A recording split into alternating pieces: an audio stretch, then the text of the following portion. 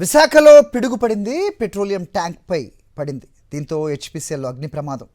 POL petrochemicals కోసం భారీ మొత్తంలో ఆయిల్ నిల్వ ఉంచారు. అగ్నిమాపక సిబ్బంది మంటలను అదుపు చేసే ప్రయత్నం చేస్తున్నారు. దాదాపు 20 ఫైర్ ఇంజిన్లు అక్కడ చేరుకొని మంటల్ని అదుపు చేస్తూ ఉన్నాయి. ఒకసారి మా కరెస్పాండెంట్ నరేష్తో మాట్లాడదాం. నరేష్, ఎలా ఉంది అక్కడ సిచ్యువేషన్? హరి, విశాఖపట్నంలో ఉన్న హెచ్పిసిఎల్ సమీపంలో ఈఐపిఎల్ ఉంటుంది. ఈఐపిఎల్లో పూర్తిగా భారీ ఎత్తున కూడా ఇథనాల్ నిల్వలు ఉన్నాయి. ఇథనాల్ నిల్వలు ఉన్న ట్యాంకుపై ఒక్కసారిగా పిడుగుపడడంతో ఈ ప్రమాదం చోటు చేసుకుంది. ప్రస్తుతం మనం సంఘటన స్థలంలో ఉన్నాము. సాక్షి టీవీ మీద చూసుకోవచ్చు.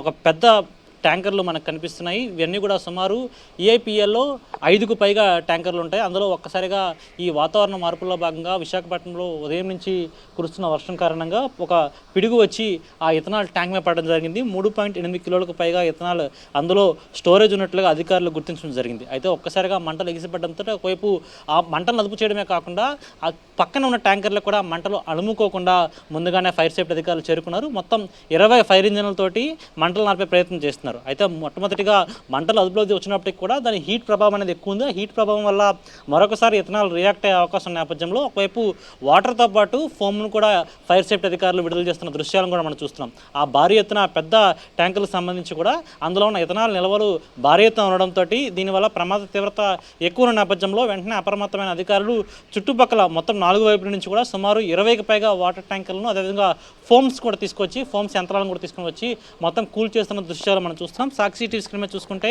ఆ 2 ట్యాంకులు దగ్గర దూరం అనేది కొంతవరకు డిస్టెన్స్ దగ్గర ఉండడంతో పూర్తిగా కూడా ఈ ప్రమాదం తీవ్రత ఎక్కువ నేపథ్యంలో పూర్తిగా మంటలను 4 వైపుల నుంచి అలుముకోకుండా వెంటనే వాటర్ ద్వారా ఫుల్ ఫోర్స్గా కూడా అగ్నిమాపక శాఖ అధికారులు ఫోర్స్ చేస్తున్న పరిస్థితి కనిపిస్తుంది. ఒకసారి వీడియో అప్పలరాజు విజువల్ చూపించే ప్రయత్నం చేస్తున్నాడు. ఆ ఇథనాల్ ట్యాంక్ సంబంధించిన ముందు భాగం మొత్తం అంతా కూడా పూర్తిగా దగ్ధమైపోవడంతో నల్లటి దృశ్యాలు మనకు కనిపిస్తున్నాయి. అదే వెంటనే ఆ పక్క ట్యాంకుకు అలుముకోకుండా వెంటనే ఫైర్ సేఫ్టీ అధికారులు ఆ వాటర్ని చాలా ఫోర్స్గా పంప్ చేస్తున్నారు. అయినప్పటికీ కూడా ఆ పక్క ట్యాంకుకి ఏం ప్రమాదం జరగకుండా ముందుగా ఆ పక్క ట్యాంక్పై కూడా వాటర్ తగులుతున్న దృశ్యాలు కనిపిస్తున్నాయి. అయితే పూర్తిగా ఈ ప్రమాదంలో చుట్టుపక్కల ఎవరు కూడా కార్మికులు ఆ సమయానికి లేకపోవడం వల్ల ఎటువంటి ప్రాణ నష్టం జరగలేదు. కాకపోతే మాత్రం దీనికి సంబంధించిన ఆస్తి నష్టం ఎంత జరిగిన అంశంపై కూడా పూర్తిగా ఈ మంటలు పూర్తిగా అలుముకోవడం ఆగిన తర్వాత అదేవిధంగా మంటల వ్యాప్తిని ఆపిన తర్వాత దీనిలో ఎంత ఆస్తి నష్టం జరిగిందని అంచనాకు వచ్చే అవకాశం అయితే కనిపిస్తుంది. ఏదైనా సరే ఒక పెద్ద పెను ప్రమాదం తప్పింది చెప్పుకోవచ్చు. ఆ సమయంలో పిడుగుపాటు పడిన సమయంలో ఇథనాల్ రియాక్ట్ అయినా సరే పక్కనే ఉన్న పెట్రోల్ ట్యాంక్స్ ఏవైతే ఉంటాయో ఆ మిగిలిన 4 ట్యాంక్స్ ఉంటాయి. దాని పక్కనే హెచ్పిసిఎల్ ఉంటుంది. హెచ్పిసిఎల్ నుండి ఇప్పుడు కూడా పెట్రోల్ ట్యాంక్స్ అనేవి నిల్వలు భారీ ఎత్తున ఉంటాయి. ఆ మంటల వ్యాప్తి మాత్రం భారీ ఎత్తు పెరిగినా లేకపోతే ఆ ట్యాంక్ లీకేజ్ ఇచ్చినా సరే ప్రమాద తీవ్రత మొత్తం భారీ ఎత్తున ఉండేది. అదేవిధంగా ఆ సమయానికి పిడుగుపాటు పడిన సమయానికి చుట్టుపక్కల ఎవరూ కూడా కార్మికులు లేకపోవడంతో ప్రాణ నష్టం తప్పిందని చెప్పుకోవచ్చు. ఇప్పటికే ఫైర్ సేఫ్టీ అధికారులు 4 వైపుల నుంచి కూడా ఈ విధంగా వాటర్ని పుషప్ చేస్తున్నారు. అదేవిధంగా ఫోమ్ యంత్రాలను కూడా ఉపయోగిస్తున్నారు. ఫోమ్ యంత్రాలను ఉపయోగించి పూర్తిగా ఆ ట్యాంక్ ఏదైతే ఉందో ఆ ట్యాంక్ ఎత్తును కూడా సుమారుగా 2 ఫైర్ ఇంజిన్లతోటి పూర్తిగా నిచ్చెన వేసుకుని మరి కూడా ఫోమ్ని ఉపయోగించి ఆ ట్యాంక్ను మొత్తాన్ని కూల్ చేస్తున్న దృశ్యాలు కూడా కనిపిస్తున్నాయి. పూర్తిగా ఫోమ్ అంతా కూడా గాల్లో ఎగురుతున్న దృశ్యాలు. ఒకవైపు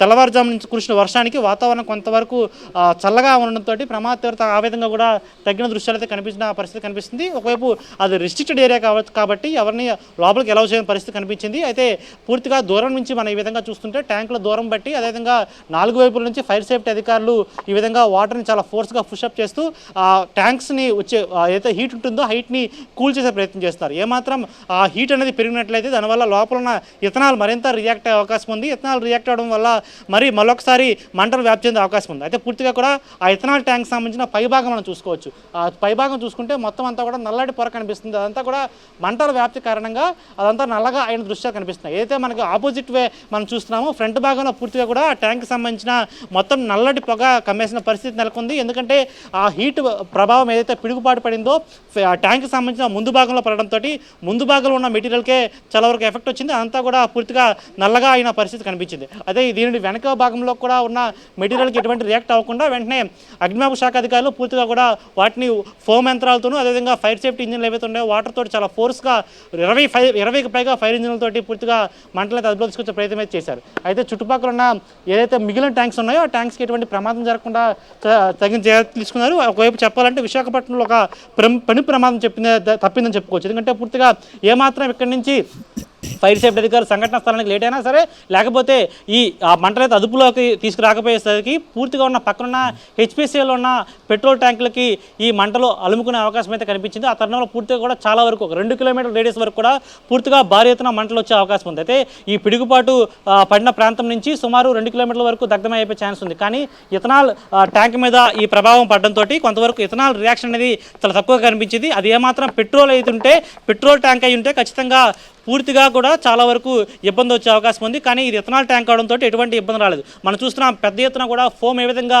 గాల్లోకి ఎగురుతుంది. ఎందుకంటే చుట్టుపక్కల నుంచి 6కు పైగా ఫోమ్ యంత్రాలతోటి ఆ ఫోమ్ని పూర్తిగా కూడా చాలా ఫోర్స్గా విడుదల చేస్తున్న పరిస్థితి నెలకొంది. పూర్తిగా అంత పెద్ద భారీ ట్యాంక్, ఎందుకంటే మనం చూస్తున్నాం సుమారు అది చాలా పెద్ద ట్యాంకులు కనిపిస్తున్నాయి. ఎందుకంటే ఆ ట్యాంకులో కొన్ని 100 కిలోల లీటర్లు ఇథనాల్ ఉండే అవకాశం ఉంది. అలాంటి తరుణంలో ఆ ఇథనాల్ నిల్వల్ని భారీగా ఉండడంతో ఇథనాల్ రియాక్ట్ అవ్వడానికి ఆ ఫోమ్ను ఉపయోగించి మొత్తం కూల్ చేసే ప్రయత్నం చేస్తున్నారు. ఏమాత్రం ఇథనాల్ మరొకసారి రియాక్ట్ అయితే మరొకసారి వ్యాపించే అవకాశం ఉంది. అదేవిధంగా మంటలు కూడా వ్యాపించే అవకాశం ఉంది. దాని పక్కన ట్యాంక్స్ కూడా ఇవి అలుముకునే అవకాశం ఉంది. కానీ అవేం జరగకుండా కూడా పూర్తిగా మంటలు అదుపుపై చేస్తున్నారు. మరొకసారి మరికొన్ని ఫైర్ ఇంజన్లు కూడా సంఘటనా స్థలానికి చేరుకుంటున్నాయి.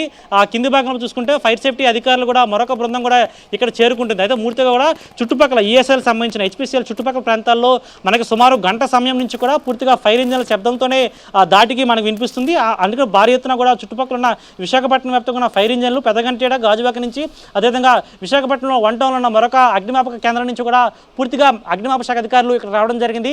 20కి పైగా ఫైర్ ఇంజన్లతోటి ఏకదాటిగా పూర్తిగా ఆ ట్యాంక్స్ ఏదో ట్యాంక్ని కూల్ చేసే ప్రయత్నం చేస్తున్నారు. ఇలాంటి ప్రమాదం, ఇంత పెద్ద ప్రమాదం అనేది విశాఖపట్నంలో ఈ మధ్యకాలంలో చోటు చేసుకోలేదు. ఇంత పెద్ద ప్రమాదం చోటు చేసుకోవడంతో ఒక్కసారిగా విశాఖ ప్రజలు భయభ్రాంతులకు గురయ్యారు. అయినప్పటికీ కూడా వెంటనే మంటలు అదుపులోకి రావడం, అదేవిధంగా ఇథనాల్ అంత భారీ ఎత్తున రియాక్ట్ అవ్వకపోవడంతో ప్రాణ నష్టం ఏమీ లేదు. కార్మికులు కూడా ఎవరు లేకపోవడంతో ఒక్కసారిగా అందరూ ఊపిరి పీల్చుకున్న పరిస్థితి కనిపిస్తుంది. హరి.